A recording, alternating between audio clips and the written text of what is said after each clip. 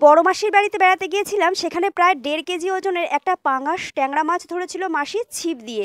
তো সেটাকেই কেটে রেডি করে লবণ হলুদ মাখিয়েই কিন্তু মাসি পাঠিয়ে দিয়েছিল বাড়িতে। তো বাড়িতে এনে সেটাকে তেলের মধ্যে একটু লালচে কালার করে ভেজে নিতে হবে। এই মাছ কিন্তু বেশ ভালোভাবে ভাজতে হয়। তো মাছগুলোকে একে একে ভেজে নামিয়ে নিয়ে তেলের মধ্যে ফোড়ন দিয়েছি শুকনো লঙ্কা, জিরে এবং তেজপাতা। খুব ভালোভাবে ফোড়নটা ভাজা হয়ে গেলে দিয়েছি একটা মাঝারি সাইজের পেঁয়াজ বাটা। পেঁয়াজটাকে খুব ভালোভাবে কষে নিয়ে দিয়েছি এখানে আদা বাটা।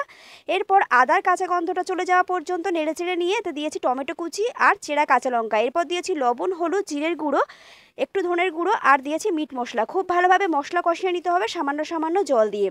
তোমরা চাইলে এখানে আলু অ্যাড করতে পারো, আমি কিন্তু আলু ছাড়াই রান্নাটা করেছি। এরপর গ্রেভি বানানোর জন্য জল দিয়েছি। গ্রেভি ফুটে এলে ভেজে রাখা মাছগুলোকে দিয়ে একটু গরম মশলার গুঁড়ো দিয়ে নামিয়ে নিয়েছি।